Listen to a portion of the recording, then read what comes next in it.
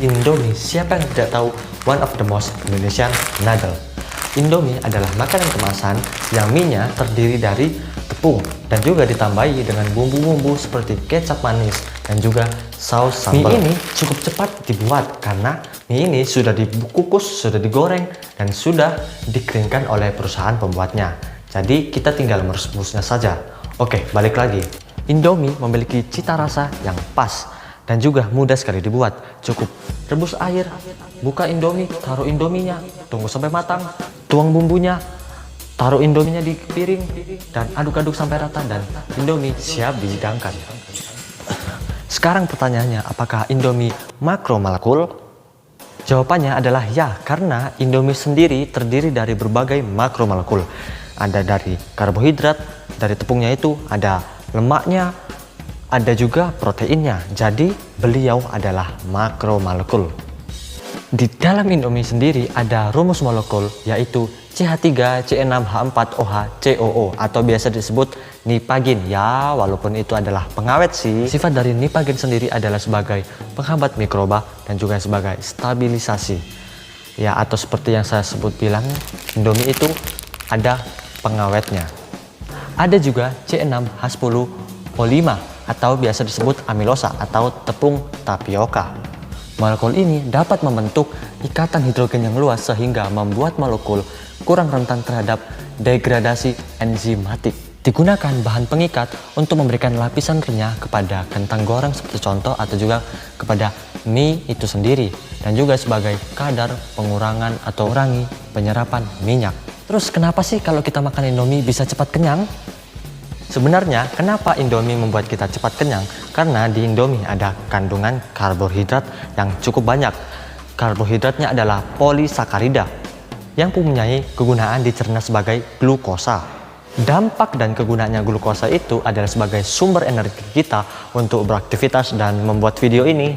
Karbohidrat juga memberikan efek bagi kita, yaitu memberikan perasaan kenyang lebih awal. Volume dari Indomie juga berpengaruh loh, karena setelah direbus volumenya kan naik sedikit. Nah, itu membuat perut kita sedikit lebih terisi sehingga serasa kenyang. Ya, saya tidak perlu untuk mempromosikan Indomie karena di bumi Indonesia ini siapa yang tidak tahu Indomie?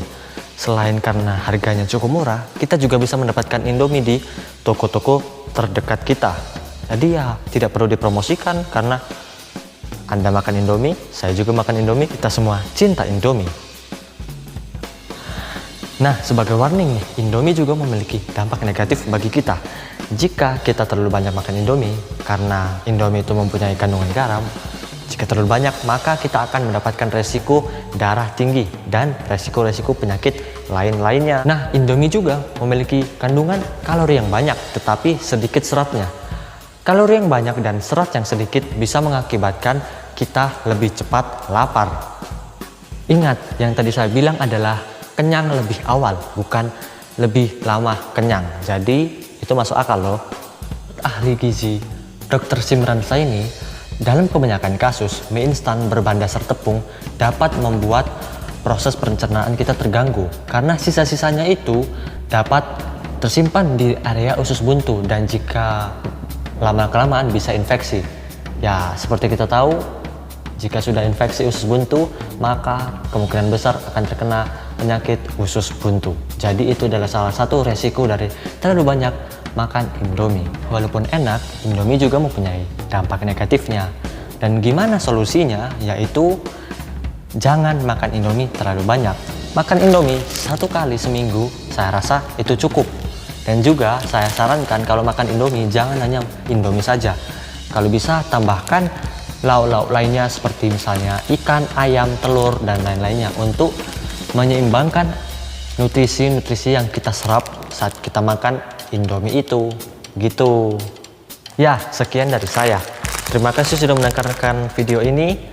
Dan seperti kata orang, Indomie seleraku. Terima kasih.